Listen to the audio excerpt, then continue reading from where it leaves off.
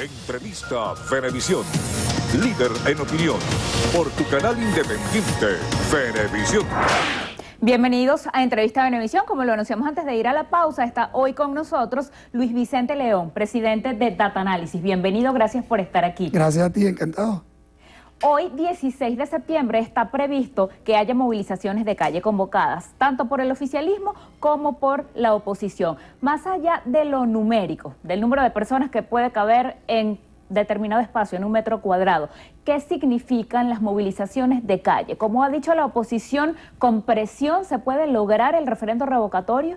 Bueno, mira, obviamente la oposición ha ido caminando por muchas partes, caminando primero por la parte legal, solicitar su referéndum, recolectar el 1% de sus firmas, y llega un momento en que evidentemente se siente como trancada, se siente que no ha fluido la institucionalidad venezolana para llegar a, digamos, ese referéndum revocatorio que, por cierto, es sin duda un derecho constitucional y que la oposición tiene el tamaño suficiente para poder convocarlo. Al encontrarse bloqueada el tema institucional, que sin duda está respondiendo de alguna manera al deseo o a la solicitud del gobierno venezolano, la oposición ha decidido que tiene que presionar. Y es absolutamente normal que frente a una incapacidad de, digamos, llegar al proceso de referéndum institucionalmente, ella presione donde tiene que presionar, que es manifestándose, movilizando a la población que quiere ese referéndum para mostrar su mayoría, que por cierto es una mayoría contundente en términos numéricos. Es decir, si tú chequeas las encuestas, vas a ver que una mayoría clara de la población quiere cambio, quiere referéndum y apoya a la oposición. Ahora, ese elemento lo lleva a la calle y es un poco lo que ya vimos el 1 de septiembre, donde la oposición de alguna manera dejó atrás, o aparentemente dejó atrás, una etapa de desmovilización, de frustración sobre sus participaciones de calle. Teníamos una oposición a lo largo de todo el gobierno del presidente Maduro, que era una oposición mayoritaria, pero desmovilizada. El 1 de septiembre, esa oposición mayoritaria se muestra en la calle. Y se muestra, mira, más allá de nuevo, de si son 100.000, 300.000, 500.000 o 1 millón de personas, o 30.000, como dice el gobierno, lo que es verdad es que había un gentío en la calle. La oposición mueve una parte muy importante de sus seguidores para manifestar su deseo de cambio. La pregunta ahora importante es, bueno, primero, ¿se va a mantener esa capacidad de movilización? Esa capacidad de movilización en realidad va a consolidarse en la obtención de un referéndum. Bueno, eso es lo que está por verse, ¿no? Exactamente. Un número de personas en la calle significa lo mismo que un número de personas acudiendo a las urnas a votar, convocadas a un proceso electoral. Bueno, normalmente el número de personas que va a las urnas es muy superior al que se manifiesta en calle. Es más difícil manifestarse en la calle. ¿Por qué? Bueno, primero porque corre un riesgo. Hay en Venezuela un proceso histórico que te indica que pudieran haber riesgos de persecución, de que te voten de tu trabajo, de que te repriman, básicamente, o de que se desenvuelva un evento de violencia en la calle y que en ese evento de violencia tú puedas quedar ensartado. Eso más bien disminuye el número de personas que está realmente dispuesto a participar en calle, pero no disminuye el número de personas que votarían, por ejemplo, en contra en un referéndum revocatorio. Es decir, el número de personas que votaría en negativo o en contra del presidente Maduro en un referéndum revocatorio es sin duda mayoritario. Ya no cabe duda en este momento de que el gobierno perdería un evento referendario, perdería un referéndum, como perdería también la elección presidencial si ese referéndum ocurre en el año 2016 y tiene que ser convocado a los 30 días. Entonces, la duda no es quién ganaría el referéndum, la duda es si va a haber o no referéndum. Es decir, el problema central es sobre la ejecución de ese referéndum, porque evidentemente las instituciones han ido demorando, bailando, burlándose un poco del proceso opositor. A usted lo han señalado por sus declaraciones públicas de abonar el terreno para un posible revocatorio no en el año 2016. ¿Cuál, según usted, serían el o los escenarios posibles de ocurrir el revocatorio este año o el año que viene? Bueno, mira, primero, es una absoluta ridiculez plantear que cuando alguien te dice prepárate por la posibilidad de que tú tengas un referéndum, no en el año 16, sino en el 17, y que tú tienes que mantener tu lucha, independientemente de que ganes o pierdas una batalla, eso signifique abonar el camino para que ocurra en el 17. Eso es una posición de los radicales lineal pensantes. Es decir, cualquier analista lógico, incluso cualquier militar que está planeando una guerra, es decir, ¿qué tiene que hacer? Ver todos los escenarios. Que tú veas los escenarios no significa que tú estás de acuerdo con esos escenarios, pero si tú no los ves, evidentemente te va a agarrar por sorpresa y te pueden ganar. ¿Es absolutamente seguro que en Venezuela va a haber un referéndum en el año 2016? No. Es decir, si yo fuera un político que además está motivando a la gente, yo entiendo que tú te sientas aquí y le digas, no hay ninguna forma de que en Venezuela no haya referéndum en este año. Y está haciendo su labor, está motivando, está luchando y lo está haciendo bien. Pero cuando yo vengo aquí, yo no vengo como un político. Primero, porque no tengo que ser popular, ni quiero ser elegido. Vengo como un analista. Y el analista tiene que ver la realidad tal como es. ¿Y cómo es? ¿Cómo es esa realidad? La realidad es que tú tienes un derecho constitucional que existe, que tú tienes una mayoría que existe y que ganaría el referéndum, pero que también tienes un gobierno que sabe que si ese referéndum revocatorio ocurre en el año 16, estaría en aprietos, que estaría fuera del poder, que además le convocaría una elección presidencial si ese evento ocurre este año, que también perdería, con lo cual no solo saldría el presidente Maduro, sino que saldría como corcho y limonada todo el chavismo. Entonces, ¿qué es lo que está haciendo? Tratando de impedir que ese referéndum ocurra. ¿Y qué hace? Bueno, demora los procesos, usa excusas como la de hoy. El Consejo Nacional Electoral hoy no trabaja. ¿Por qué no trabaja? Porque hay una marcha de la oposición. Es decir, en la práctica el Consejo Nacional Electoral le está diciendo al país que cada vez que la oposición convoque una marcha, habría que pararse. Es decir, quien está convocando un paro nacional es el Consejo Nacional Electoral, que ha decidido que en Venezuela no se debe trabajar cuando la oposición está protestando. Ahora, ¿qué estás haciendo? Comiendo tiempo. ¿Y por qué estás comiendo tiempo? Porque tú no quieres que ese referéndum ocurra en el año 16. ¿Puede el gobierno ser exitoso? Puede serlo. Puede que la oposición también lo presione en la calle y le haga imposible que el evento de que no lo haga. Pero puede ocurrir. Entonces, si puede ocurrir, cuando tú le dices a la población, ahora o nunca, cuando tú le dices a la población, si ese referéndum no ocurre en el 16, se acabó la cosa, se acabó el pan de piquito. ¿Qué le está diciendo? Que haga el 10 de enero si no hubo referéndum. Que se vaya para su casa, que emigre, que no pida o exija sus derechos de todas maneras en la calle. Que, que no vaya a una elección de gobernadores porque ya no vale la pena. Que no se siga presionando por un referéndum en el 17 para sacar al presidente Maduro, que es, en definitiva, una acción importante para debilitar al grupo chavista. Eso es lo que le voy a decir el 10 de enero si no existe un referéndum en el 16. Pues mi tesis no es que debe haber un referéndum en el 17.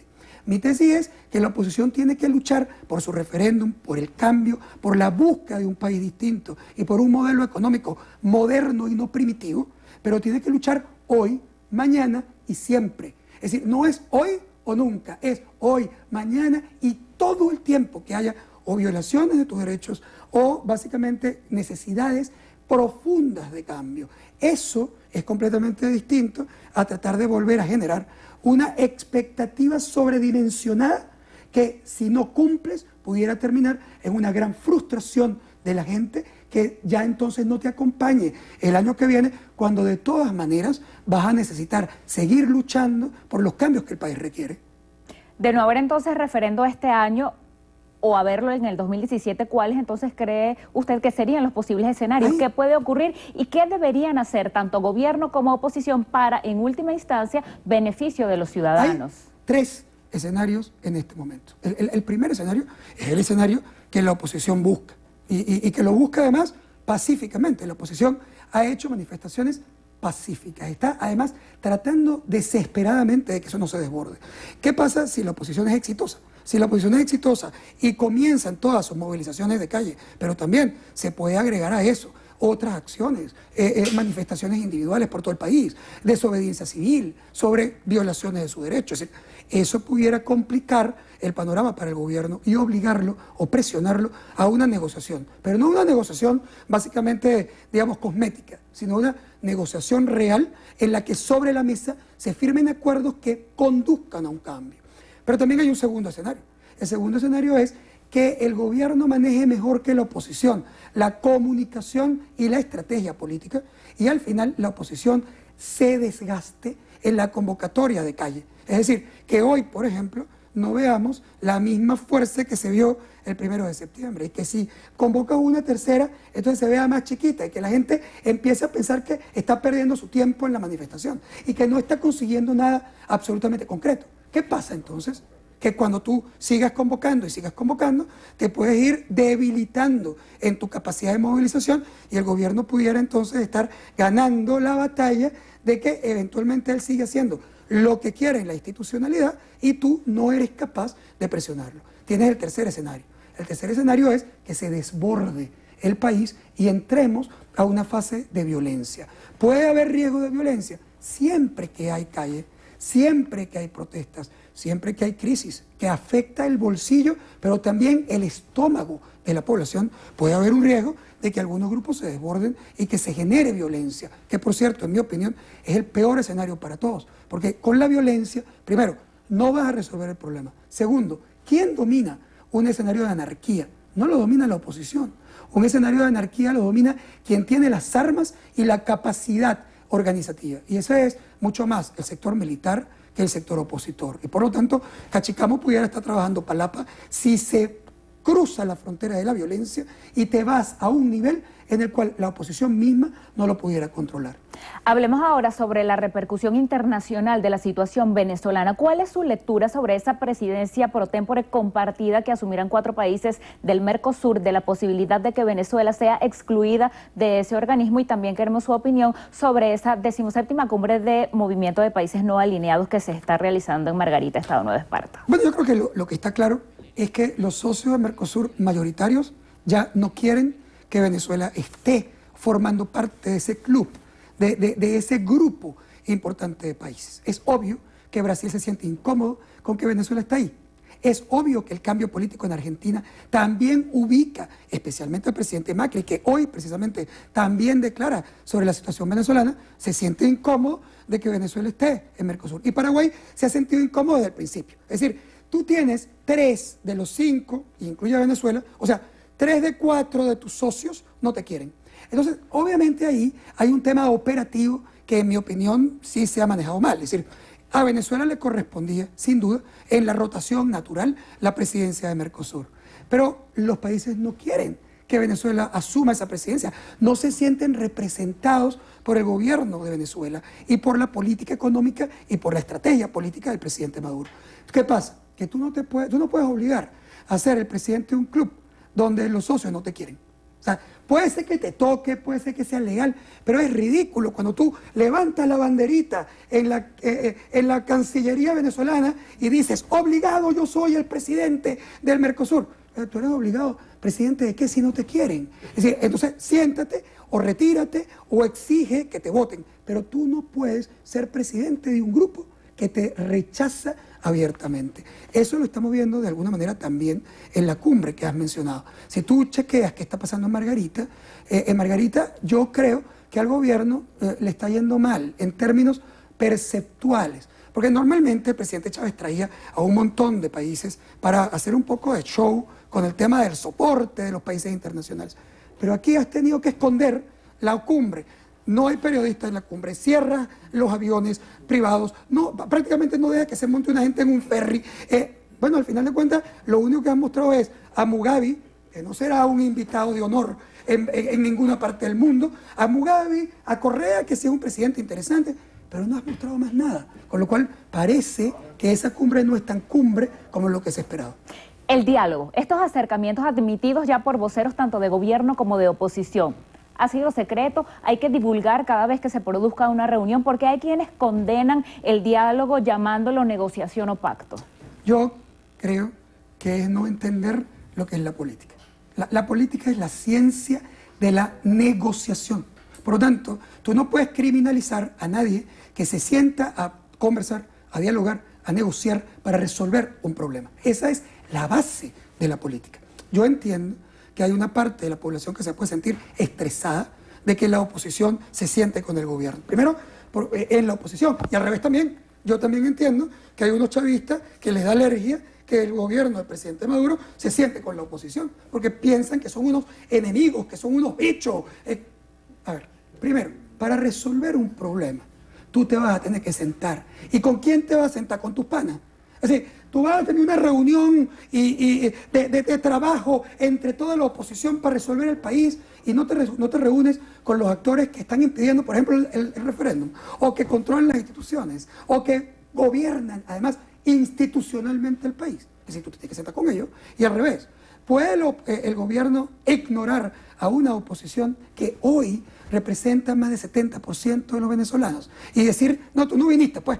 O sea, yo planteo un conflicto existencial. Tú no existes, resulta que tú eres prácticamente 8 de cada 10 venezolanos. Ya, eso no lo puedes hacer. Por lo tanto, esa negociación es un hecho natural. Ahora, la gente se pone brava, por ejemplo, porque no le contaron ni que se están reuniendo, ni de qué estaban hablando. Vale la pena decir que aquí todavía no ha habido ninguna reunión real de negociación, ninguna reunión real de diálogo. Están las reuniones que se tienen previamente para lograr que eso ocurra. Y tú no puedes ir por la vida en Twitter anunciando, mira, me encontré con fulano de tal y estoy presionando para que puedan incorporar a no sé quién en la... O sea, ¿tú te imaginas cuántas reuniones informales puede haber tratando de cuadrar una reunión o cuadrar un evento que es fundamental para el país? Tiene que haber N. ¿Tú te imaginas que todo el tiempo la gente le estuvieran informando de eso? ¿Qué es lo que va a producir? Dos cosas. Primero, frustración.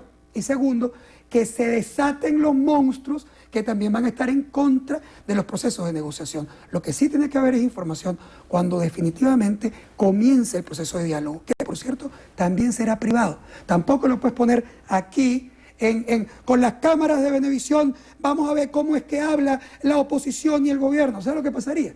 Que la oposición y el gobierno solo hablarían generalidades para no arriesgarse y no correr ningún riesgo. Y entonces no serviría para nada, como no sirvió el diálogo previo.